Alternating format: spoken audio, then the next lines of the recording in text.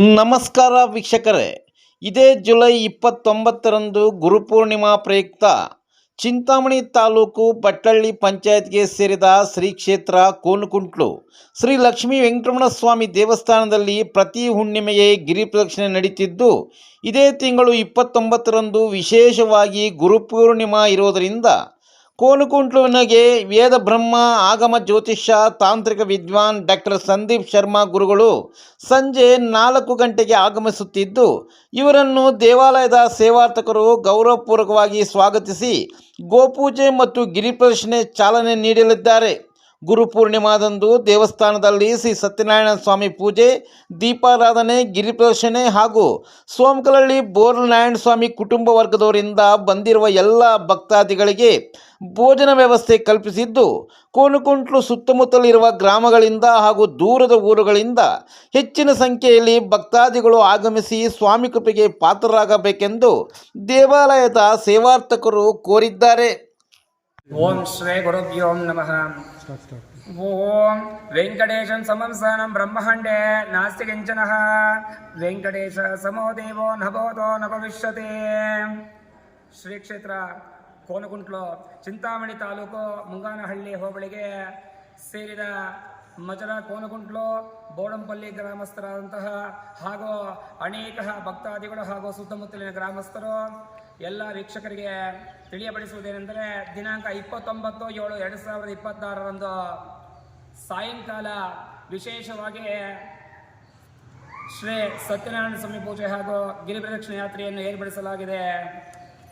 ತುಂಬ ಅದ್ಭುತ ಏನೆಂದರೆ, 29ನೇ ತಾರೀಕು ಗುರುಪೌರ್ಣಮಿ ಪ್ರಯುಕ್ತವಾಗಿ ಸಂಜೆ ವೇದ ಬ್ರಹ್ಮ ತಾಂತ್ರಿಕ ವಿದ್ವಾನ್ ಗುರೂಜಿಯವರು ಸಂದೀಪ್ ಶರ್ಮಾರವರು ಸ್ವಾಮಿ ಗುರೂಜಿಯವರು ಸಾಯಂಕಾಲ 4 ಗಂಟೆಗೆ ಈ ಒಂದು ಕ್ಷೇತ್ರಕ್ಕೆ ಆಗಮಿಸುತ್ತಿದ್ದಾರೆ.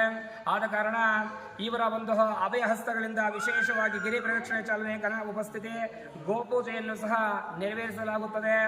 ಆದ ಕಾರಣ ಡಾಕ್ಟರ್ ಸಂದೀಪ್ ಶರ್ಮಾ ಗುರೂಜಿರವರು ಶ್ರೀ ಕ್ಷೇತ್ರ ಕೋನಕುಂಟ್ಲು ಈ ಒಂದು ದೇವಾಲಯಕ್ಕೆ ಗುರುಪೌರ್ಣಿಮೆ ಪ್ರಯುಕ್ತವಾಗಿ ಸಾಯಂಕಾಲ ಆಗಮಿಸಿ ಇವರಿಂದ ಗೋಪೂಜೆಯನ್ನು ನೆರವೇರಿಸಿ ಸ್ವಾಮಿಯ ಕುಂಭ ಸ್ವಾಗತದೊಂದಿಗೆ ಆಲಯ ಪ್ರದಕ್ಷಿಣೆ ಹಾಗೂ ಸ್ವಾಮಿಯ ದರ್ಶನ ಸಹ ಪಡೆದು ಇವರು ಈ ಒಂದು ಗಿರಿ ಪ್ರದಕ್ಷಿಣೆಯಲ್ಲಿ ಭಾಗವಹಿಸಲಿದ್ದಾರೆ. ತದನಂತರ ಸಾಯಂಕಾಲ 5 ಗಂಟೆಗೆ ವಿಶೇಷವಾಗಿ ಶ್ರೀ ಸತ್ಯನಾರಾಯಣ ಸ್ವಾಮಿ ಪೂಜೆ ಹಾಗೂ ರಾತ್ರಿ 8 ಗಂಟೆಗೆ ಮಹಾಮಂಗಳಾರತಿ ತೀರ್ಥ ಪ್ರಸಾದ ವಿನಿಯೋಗ ಇರುತ್ತದೆ.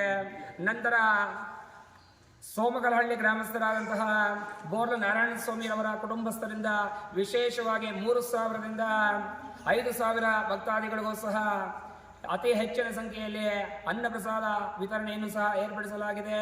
ಆದ್ದರಿಂದ ಎಲ್ಲ ಸುತ್ತಮುತ್ತಲಿನ ಗ್ರಾಮಸ್ಥರು ಹಾಗೂ ಸಮಸ್ತ ಭಕ್ತ ಮಹಾಶಯರು ಸಹ ಆಗಮಿಸಿ ಈ ಒಂದು ಕಾರ್ಯಕ್ರಮದಲ್ಲಿ ಭಾಗವಹಿಸಿ ಹಾಗೂ ಸತ್ಯನಾರಾಯಣ ಸ್ವಾಮಿ ಪೂಜೆಗೆ ವಿಶೇಷವಾಗಿ 151 ಸಂಕಲ್ಪ ಸೇವೆಗಾಗಿ ನಿಗದಿ ಮಾಡಿದ್ದಾರೆ.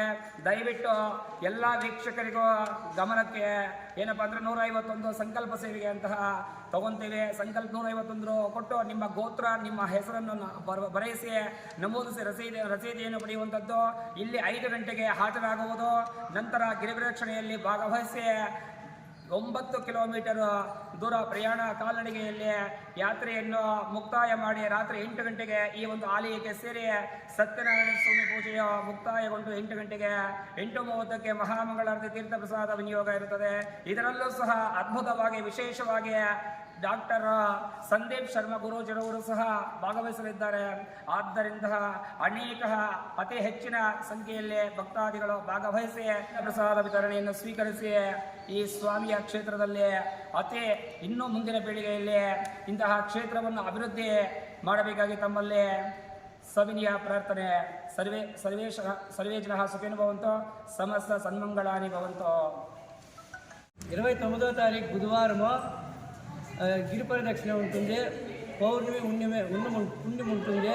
పౌర్ణమి పుణ్యంకి గిరి ప్రదక్షిణ కోనకుంట్ల 5 గంటలకు స్టార్ట్ చేసి రామకోటి ఇంకా సిద్ధిలగవి ఇంకా ఉల్లూరం దేవస్థానం ఇంకా స్వామిపల్లి ఆంజనేయ స్వామి దేవస్థానము, అటు నుంచి రాయపల్లి రాముల దేవస్థానము, అటు నుంచి రౌండ్ వేసుకొని కోనకుంట్లకు వచ్చి ఇక్కడ సత్యనారాయణ స్వామి పూజ మంగళారతి తీసుకొని అందులో ప్రసాదం తీసుకొని పోవాలని మరీ కోరుతున్నాను.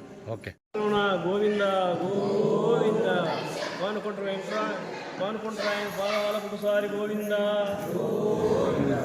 సుమారు చింతామణి తాలూకు ముంగానపల్లి హోబ్లి బట్లపల్లి పంచాయతీకి చేరింది. అట్లా కోనుకుంట్ల మహాక్షేత్రంలో సుమారు 3 ఏళ్ళు ఇంకా 5 జనముని ఇంకా ఒక గిరి ప్రదర్శన స్టార్ట్ చేసి ఈరోజు 4 ఇంకా 5,000 జనము ఈ మహాక్షేత్రానికి గిరి ప్రదర్శనకు వస్తున్నారు.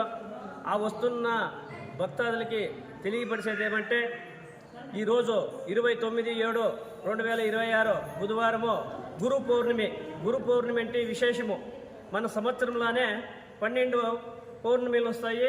ఆ పౌర్ణమిలో అన్నిటికన్నా విశేషంగా ఉండే అట్లా పౌర్ణమి అంటే గురు పౌర్ణమి అంటే పెద్ద పెద్ద మేధావులు గురువులు అంటే మన తాతయ్య గారు కావచ్చు, బ్రహ్మం గారు కావచ్చు, రాఘవేంద్ర స్వాములు కావచ్చు, వీళ్ళంతా గురువులు.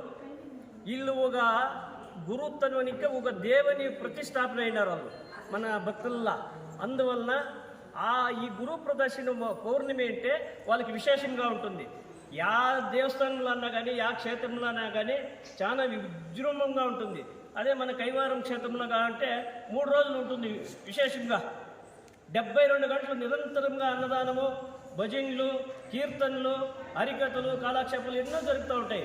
అదే తర మన కోనుకుంట్ల క్షేత్రంలోనే మన చుట్టుముట్టులు ఉండే పెద్దలందరూ చేరి ఆవుగా కైవారము శిఖరానికి మన కోనుకుంట్లు కూడా చేర్పించాలని మన చుట్టుముట్టులు ఉండే భక్తాదులందరూ చేరి ఈ ఒక గురు పౌర్ణమి విశేషంగా చేస్తున్నారు.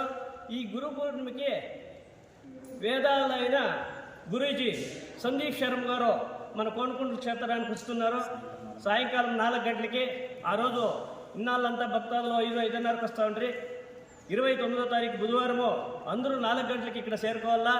ఆ సందీప్ స్వామి శర్మ గారు ఫస్ట్ గోవు పూజ ఇక్కడ నెరవేర్చి మళ్ళా ఆ కోనుకుంట్ల రాయిని దర్శించుకొని మన భక్తుల జతలోనే గిరి ప్రదర్శనకు కూడా బయలుదేరుతారు.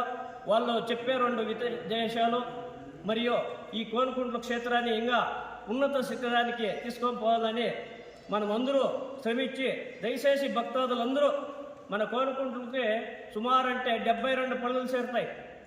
72 పనులు ఇంకా భక్తాదులందరూ భజన భక్తాదులు కావచ్చు, గిరి ప్రదర్శనకు వచ్చే భక్తాదులు కావచ్చు, మామూలంగా వచ్చే భక్తాదులు కావచ్చు. ఆ రోజు 4 గంటలకు చేరుకొని ఈ గురు పౌర్ణమి విశేషంగా యశస్వి చేయాలని మేము కోరుకుంటున్నాం. గోవిందా.